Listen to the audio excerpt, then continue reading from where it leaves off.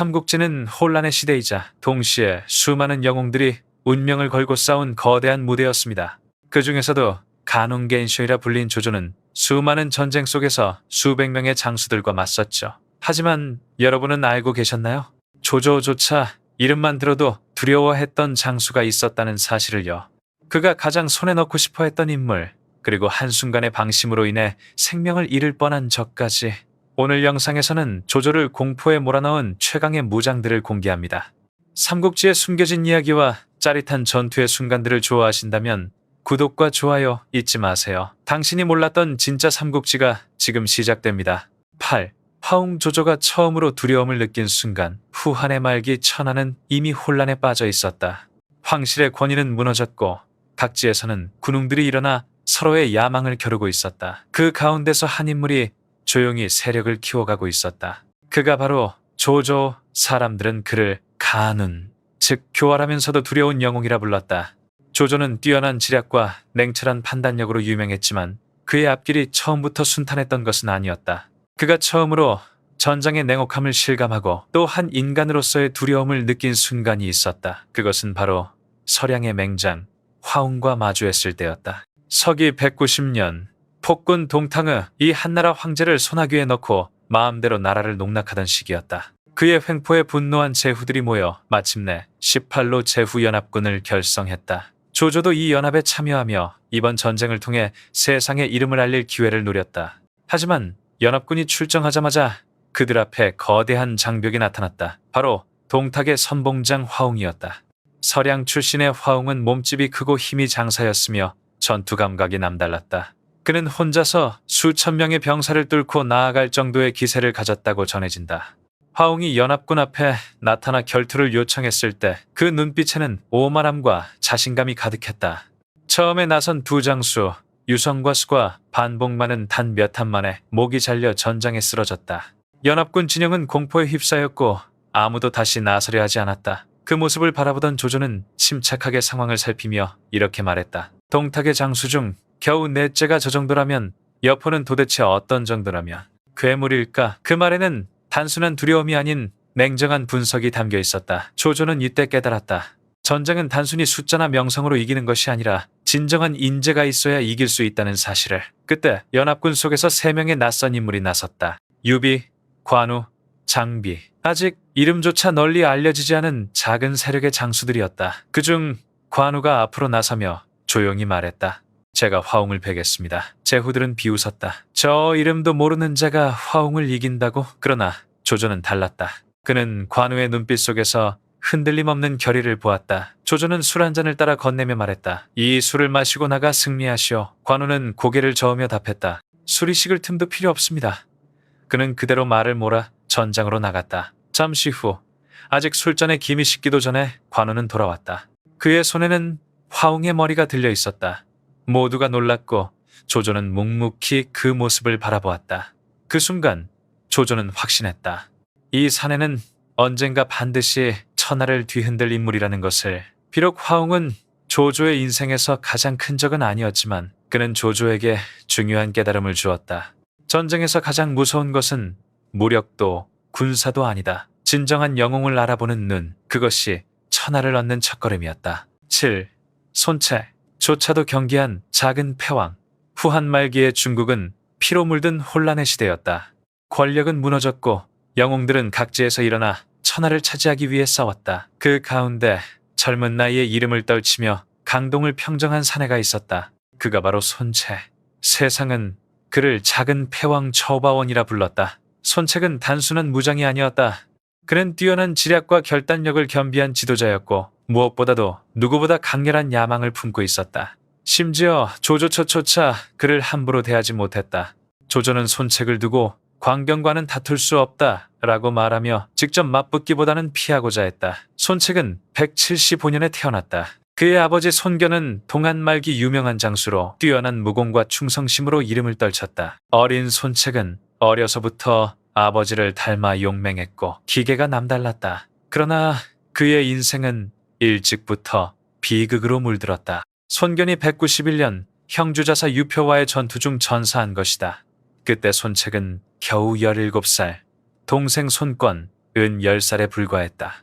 가문은 몰락했고 영토와 병력은 뿔뿔이 흩어졌다. 손책은 아버지를 따르던 장수들을 모아 원수는 밑으로 들어가 목숨을 부지했다. 하지만 곧 그는 깨달았다. 원술은 신의를 지키지 않는 자였고 야망만 크며 그릇은 좁은 인물이었다. 손책은 자신이 진정으로 딸을 죽은이 아니라는 것을 느꼈다. 그럼에도 그는 기회를 놓치지 않았다. 원술이 황제의 보호, 즉 전국 옥세전 국보를 찾으려 하자 손책은 그 욕망을 이용했다. 옥세를 바치는 대신 자신이 이끄는 병력을 거느리고 고향 강동구로 돌아갈 허락을 얻어낸 것이다. 이후 손책은 어린 시절부터 함께한 친구 주유와 손을 잡았다. 주유는 명문가 출신이면서도 뛰어난 전략가였고 손책에게는 형제나 다름없는 존재였다. 두 사람은 함께 강동을 평정하기 위한 대장정을 시작했다. 손책은 빠른 속도로 영토를 넓혀갔다. 환성, 당도, 단양, 오군, 회계 등 주요 거점을 차례로 점령했고 혼란하던 강동 지역은 그의 손에 의해 질서를 되찾았다. 그의 군세는 날로 강해졌고 젊은 나이에 천하를 위협할 만한 세력으로 성장했다. 사람들은 그를 향해 이렇게 불렀다. 그의 기세는 초패왕 항우를 닮았다. 이 무렵 북쪽의 조조는 이미 중원을 장악하고 있었다. 그는 손책의 이름을 듣고 깊은 인상을 받았다. 단순한 장수가 아니라 정치적 감각과 군사적 재능을 겸비한 지도자. 그것이 조조의 눈에 비친 손책이었다. 조조는 손책을 결코 가볍게 여기지 않았다. 직접 싸움을 걸기보다는 정략결혼 정력회콘을 통해 유연하게 관계를 맺었다. 그는 자신의 친척 여인을 손씨 가문에 시집 보내고 자신의 아들과 손씨 일가를 혼인으로 연결했다. 그것은 일종의 휴전이자 미래를 위한 보험이었다. 조조는 속으로 이렇게 생각했을지도 모른다. 이 젊은 사자는 아직 자라지 않았다. 그러나 완전히 자라면 나를 위협할 것이다. 손책은 강동을 단기간에 안정시키며 세력을 확고히 했다. 그의 정치적 감각은 놀라웠고 병사들은 그를 진심으로 따랐다. 하지만 그의 가장 큰 약점은 성격이었다. 급하고 분노를 참지 못하며 감정에 솔직했다. 조조가 그를 광견이라 부른 이유가 바로 여기에 있었다. 물러서지 않지만 동시에 너무 앞서간다는 뜻이었다. 결국 200년 손책은 25세의 젊은 나이에 암살을 당해 세상을 떠났다. 그의 죽음은 강동에게는 비극이었지만 조조에겐 한숨 돌릴 기회였다. 그러나 조조는 손책의 죽음을 결코 가볍게 여기지 않았다. 그는 훗날 이렇게 말했다고 전해진다. 손책이 오래 살았다면 천하의 주인은 나였을지 알 수 없었을 것이다. 손책은 짧은 생을 살았지만 그가 남긴 발자취는 길고 깊었다. 그는 단순히 무력으로 강동을 차지한 영웅이 아니라 시대의 흐름을 읽고 자신의 길을 개척한 젊은 패왕이었다. 조조가 경계하면서도 인정했던 단 한 사람, 그가 바로 손책이었다. 6. 좋은 조자룡. 유비의 곁을 끝까지 지킨 충신 중 충신이자 용맹과 지혜를 겸비한 호장군 후장군으로 불렸던 인물이다. 조우는 조조 휘하에 있었던 적은 단 한 번도 없었지만 조조가 가장 데려오고 싶어 했던 장수 중 하나였다. 그만큼 그의 용기와 절개는 조조조차 감탄하게 만들었다. 조운 자는 자룡. 168년에 상산 진정지금의 하북성에서 태어났다. 어려서부터 수려한 외모와 강인한 체력, 그리고 비범한 무예로 이름을 날렸다. 그는 처음에는 북방의 군벌 공손찬 휘하에서 싸웠지만 진정한 주군이 아님을 깨닫고 유비에게로 향했다. 이후 조우는 유비의 충실한 부하이자 생사를 함께한 동지로서 한 몸 바쳐 주군과 그 가족을 지켰다. 조운의 무예는 창술에 특히 뛰어났다. 흰말을 타고 번개처럼 창을 휘두르는 그의 모습은 그야말로 전장의 백호와 같았다. 그러나 그를 진정으로 특별하게 만든 것은 무력뿐 아니라 냉철한 판단력과 침착함이었다. 이러한 자질은 위급한 상황에서도 그를 살아남게 했고 전세를 뒤집는 힘이 되었다. 조조가 처음 조운의 이름을 알게 된 것은 서주 전투 때였다. 194년 조조는 부친 조승의 복수를 위해 서주를 공격했는데 유비가 그곳을 지원하러 나서며 조운도 함께 출전했다. 소수의 병력을 이끌고 조조의 대군 속으로 돌진한 조운은 눈부신 창술로 적들을 쓰러뜨리며 전장을 휘저었다. 그 광경을 본 조조는 놀라움을 감추지 못했다. 세상의 여포가 최강이라 여겼건만 그보다 더한 자가 있었구나. 이 말 한마디가 조운이 조조에게 남긴 첫인상이었다. 조운은 여포보다 더 강한 힘과 충의를 동시에 지닌 인물로 기억되었다. 그 후 조운의 이름을 영웅의 반열에 올린 사건은 바로 208년 장판 전투였다. 조조가 유비를 추격하던 그 혼란의 순간 조운은 유비의 부인 감씨와 어린 아들 아두훗날의 유서를 구출하기 위해 홀로 적진 속으로 뛰어들었다. 하얀 말을 타고 수십 명의 조조군 장수를 쓰러뜨리며 그는 결국 아들을 품에 안고 포위를 돌파했다. 그야말로 일기당천 ik티덩체의 전설이 탄생한 순간이었다. 멀리서 그 장면을 지켜본 조조는 깊은 감탄을 금치 못했다. 그는 병사들에게 글을 쏘지 말고 생포하라. 반드시 내 사람으로 삼겠다. 라며 명령을 내렸다. 하지만 조은의 창은 그칠 줄 몰랐다. 조조의 군대는 결국 그를 막지 못했고 조은은 끝내 무사히 유비의 곁으로 돌아갔다. 조조는 인재를 알아보는 눈이 탁월했는데 그가 가장 높이 평가한 장수 중 하나가 바로 조은이었다. 여포가 힘은 강했으나 변덕스럽고 충성심이 없었다면 조은은 힘지의 충의가 완벽히 조화를 이룬 인물이었다. 조조는 언젠가 이렇게 말했다고 전해진다. 내가 천하를 얻어도 조은 같은 사람 하나 얻지 못한 것이 한스럽다. 조은은 마초나 장비처럼 조조를 공포에 빠뜨린 장수는 아니었지만 존경과 경애를 동시에 느끼게 한 인물이었다. 조은의 존재는 유비 진영의 상징이자 조조에게도 결코 가볍게 볼 수 없는 위협이었다. 결국 조조는 그를 얻지 못했지만 평생 그 이름을 잊지 못했다고 한다. 조은 그 이름은 충성과 용기의 대명사로 삼국지 속 가장 빛나는 별 중 하나로 남았다. 오, 관우관운장. 조조가 생전에 가장 아쉬워했던 인물이자 끝내 얻지 못한 의리의 화신이었다. 수많은 무장들과 맞서거나 부하로 삼았던 조조였지만 관우만큼 그를 복잡한 감정에 빠뜨린 사람은 없었다. 그는 관우를 존경했고 탐냈고 결국은 두려워했다. 관우는 자가 운장으로 160년 하동해량, 오늘날의 산서성 출신이다. 크고 당당한 체구, 위풍당당한 긴 수염, 그리고 남다른 무예 실력으로 젊은 시절부터 영웅으로 이름을 날렸다. 청룡언월도라 불리는 거대한 칼을 자유자재로 다루며 전장을 휩쓴 그는 삼국지 전체를 통틀어 가장 상징적인 장수 중 한 명으로 꼽힌다. 그의 무용담은 이미 조조의 귀에도 오래전부터 전해졌다. 190년 동탁을 도받하기 위해 18로 제후가 연합했던 비수 전투에서 동탁의 장수 화옹이 연합군을 초토화시키자 관우가 나서 단 한 합에 그의 목을 베었다. 그날 이후 조조는 이 남자 언젠가 내 사람으로 만들고 싶다는 생각을 품었다고 한다. 그 기회는 곧 찾아왔다. 200년 관도대전 이후 유비가 패하자 관우는 유비의 두 부인을 지키기 위해 어쩔 수 없이 조조에게 귀순했다. 그러나 그는 단호하게 세 가지 조건을 내걸었다. 나는 한간에 귀순할 뿐 조조에게는 귀순하지 않는다. 죽은의 소식을 들으면 즉시 떠나겠다. 보통의 장수라면 목이 달아날 말이었지만 조조는 웃으며 그를 받아들였다. 오히려 금은보화, 미녀, 식사, 숙소까지 모든 호사를 베풀며 그를 예우했다. 심지어 여포의 명마였던 적토마까지 하사했다. 조조가 한 사람에게 이렇게까지 한 적은 단 한 번도 없었다. 하지만 관우의 마음은 끝내 흔들리지 않았다. 그는 조조 밑에서 싸우는 동안에도 오직 의리를 지켰다. 백마전투에서 원소의 두 장수 안양과 문추를 단칼에 베어 조조의 진영을 구해내자 조조는 크게 기뻐하며 벼슬을 내리려 했지만 관우는 단칼에 거절했다. 나는 명예보다 약속이 먼저다. 그리고 유비의 행방을 알게 되자마자 아무 말 없이 말을 몰아 떠났다. 5 관문을 지나며 6 장수를 베고 끝내 유비의 곁으로 돌아갔다. 그 소식을 들은 조조는 이렇게 말했다고 한다. 금은 보화도 미색도 목숨조차도 그를 바꾸지 못했구나. 세상에 이런 사내가 또 있단 말인가. 그 말 속에는 존경, 아쉬움, 그리고 패배의 감정이 함께 담겨 있었다. 그 후 208년 화영도에서 다시 만난 두 사람은 서로의 운명을 바꿨다.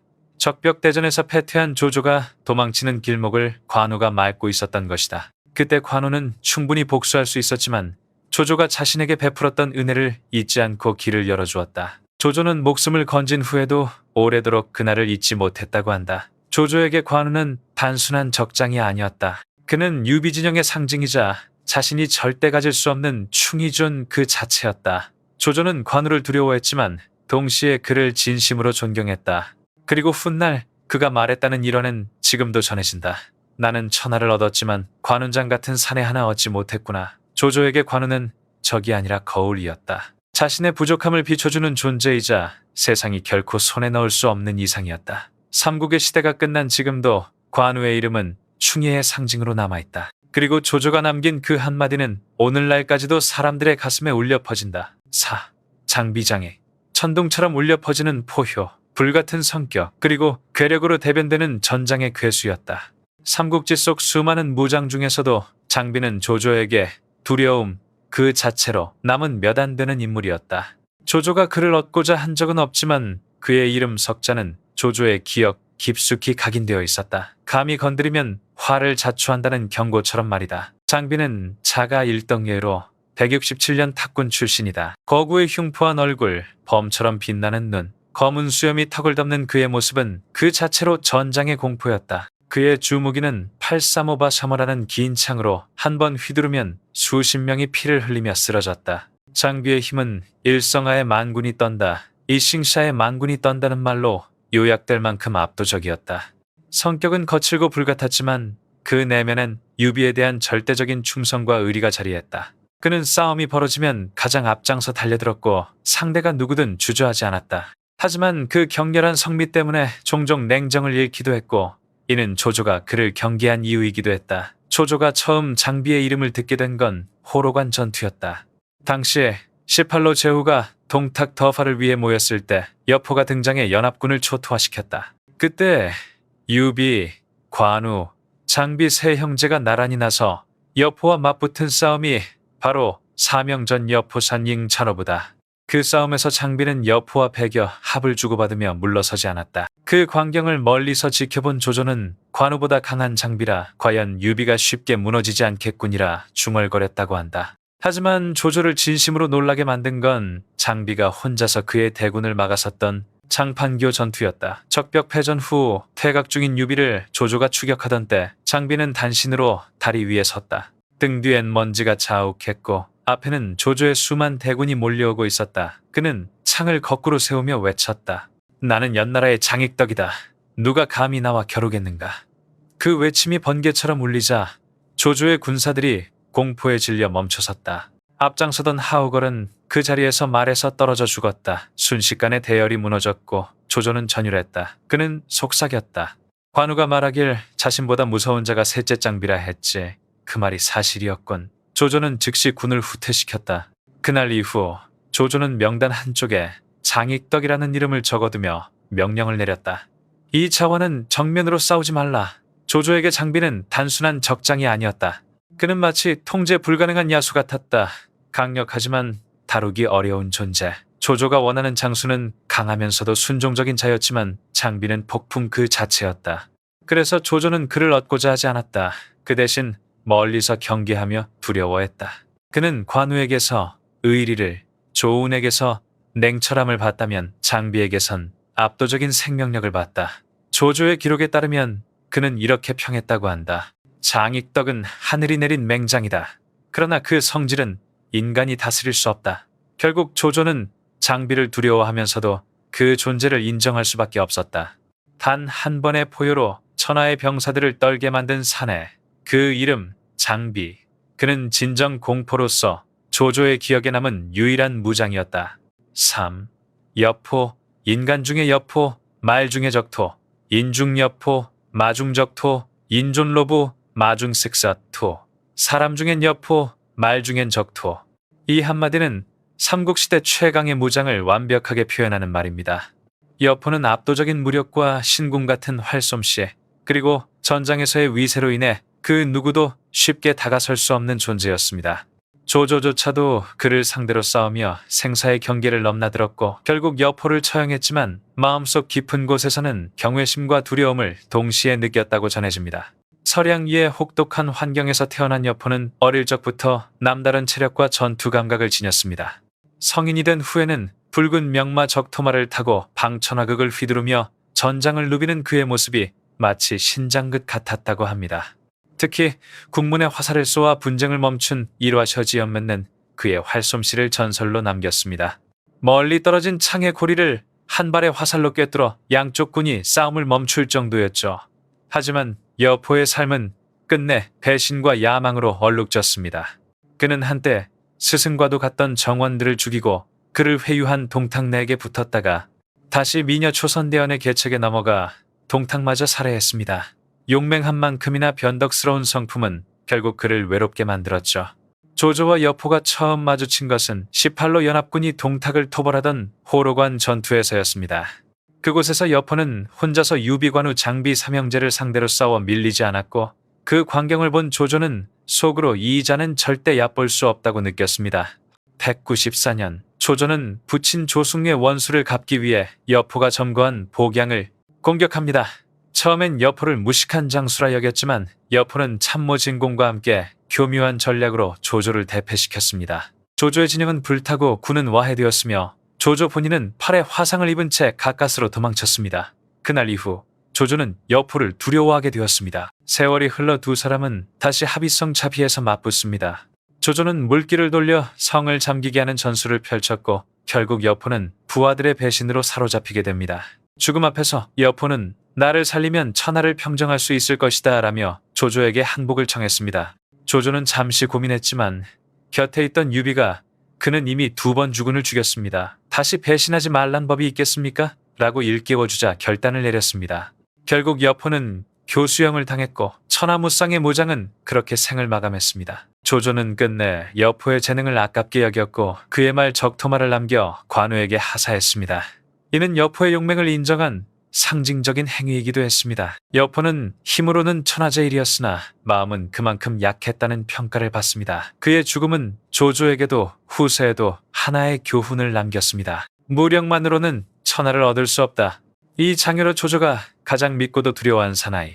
조조가 천하를 통일하기 위해 수많은 영웅을 끌어모으던 시기 그 중에서도 가장 복잡한 감정을 품게 만든 인물이 바로 장여차였다. 원래 그는 여포의 휘하에 있던 장수였다.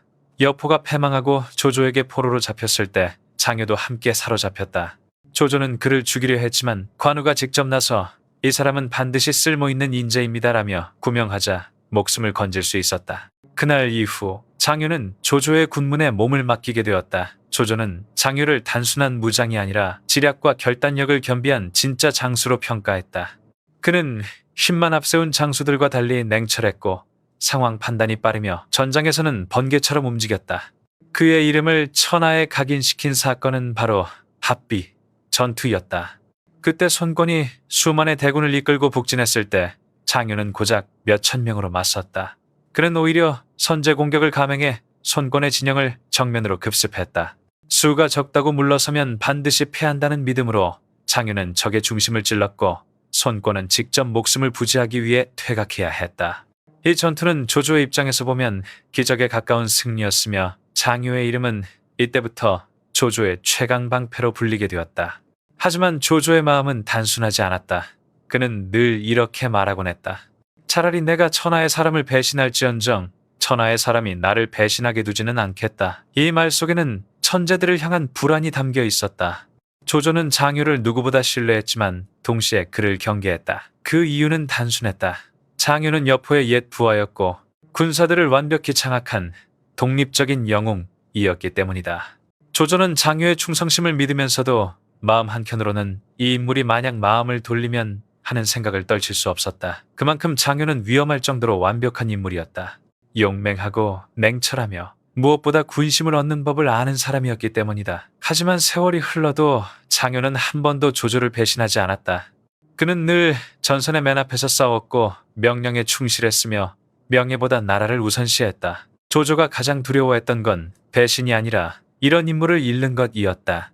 한 번은 장유가 병이 들어 누웠을 때 조조가 직접 그를 찾아와 눈물을 흘리며 말했다. 장유가 한 지역을 지키고 있으면 나는 밤에도 편히 잘 수 있다. 이 말에는 단순한 신뢰뿐 아니라 두려움이 섞여 있었다. 그가 없다면 자신이 쌓아온 체계가 무너질 수도 있다는 불안감이었다. 장유는 조조에게 있어 양날의 검 같은 존재였다. 완벽히 충성하면 최고의 무기였지만 만약 그 마음이 변하면 누구보다 위험한 인물이 될 수 있었다. 결국 조조가 장유를 두려워했던 이유는 단 한 가지였다.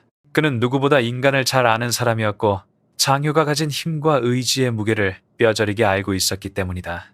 조조가 장유를 두려워한 건 불신 때문이 아니라 그가 너무나 완벽했기 때문이었다. 1. 마초 조조를 떨게 만든 서량의 청년 장군. 211년 조조는 북방의 원소 세력을 평정한 뒤 시선을 서쪽으로 돌렸다. 그곳은 거친 산악지대 서량, 말과 기병이 강하고 전사들의 전투력은 천하에서도 손꼽히는 지역이었다. 그 서량을 지배하던 가문이 바로 마등례 그리고 그의 아들 마총하졌다. 마초는 어릴 적부터 서량의 철기라 불릴 만큼 기마술과 무예가 뛰어났으며 20살 무렵에는 이미 여러 전투에서 이름을 떨쳤다. 그는 젊고 혈기왕성했으며 부친의 죽음으로 인해 조조에 대한 깊은 원한을 품고 있었다. 이 불타는 분노는 그를 전쟁터에서 더욱 무섭게 만들었다. 동관 전투에서 마초는 서량의 정예기병을 이끌고 조조의 본진을 여러 차례 직접 급습했다. 조조는 3번이나 옷을 갈아입고 말을 바꿔 타며 겨우 생명을 건졌다고 한다. 전장에서 살아남은 조조가 숨을 고르며 내뱉은 한마디가 유명하다. 마초의 기세가 여포에 뒤지지 않는다. 그만큼 마초는 젊고 강하고 두려운 존재였다. 조조가 여포를 두려워한 이유가 반역의 위험이었다면 마초는 힘과 야망, 민심을 모두 가진 완전한 위협이었다. 마초는 단순한 장수가 아니라 정치 감각까지 뛰어난 인물이었다. 그는 한수가와 연합하여 조조의 세력을 막아섰고 서쪽 지역을 거의 독립왕국처럼 다스렸다. 조조는 그를 무력으로 제압하기 어렵다고 판단하고 대신 계략을 선택했다. 마초와 한수의 사이를 이간질시켜 동맹을 무너뜨린 것이다. 결국 내부 불화로 인해 마초는 고립되었고 조조는 그 틈을 타 서량을 장악했다. 이 승리의 본질은 전략의 승리였지 힘의 승리가 아니었다. 조조조차 마초의 무력과 기계를 직접 상대하기에는 두려워했던 것이다. 조조는 후에 이렇게 말했다고 전해진다. 나는 대부분의 장수를 두려워하지 않는다. 하지만 마초만은 예외다. 그의 말에는 단순한 두려움만이 아니라 존경과 경계가 동시에 담겨 있었다. 젊음, 복수심, 지도력, 그리고 병사들의 절대적인 신뢰. 이 4가지를 모두 갖춘 사람은 조조조차 가볍게 볼 수 없었다. 마초는 단 한 번의 전투로 조조의 심장을 얼어붙게 만들었다. 그리고 그 이름은 이후로도 오랫동안 조조를 두려움에 떨게 한 사나이로 남게 된다. 역설적으로 말하자면 조조가 마초를 두려워했다는 건 그만큼 그를 진정한 영웅으로 인정했다는 증거다. 그는 단순히 싸움 잘하는 장수가 아니라 시대를 바꿀 수 있는 힘을 가진 사내였다. 조조가 마초를 두려워한 이유, 그것은 그가 적이어서가 아니라 또 하나의 조조가 될 수 있었기 때문이다.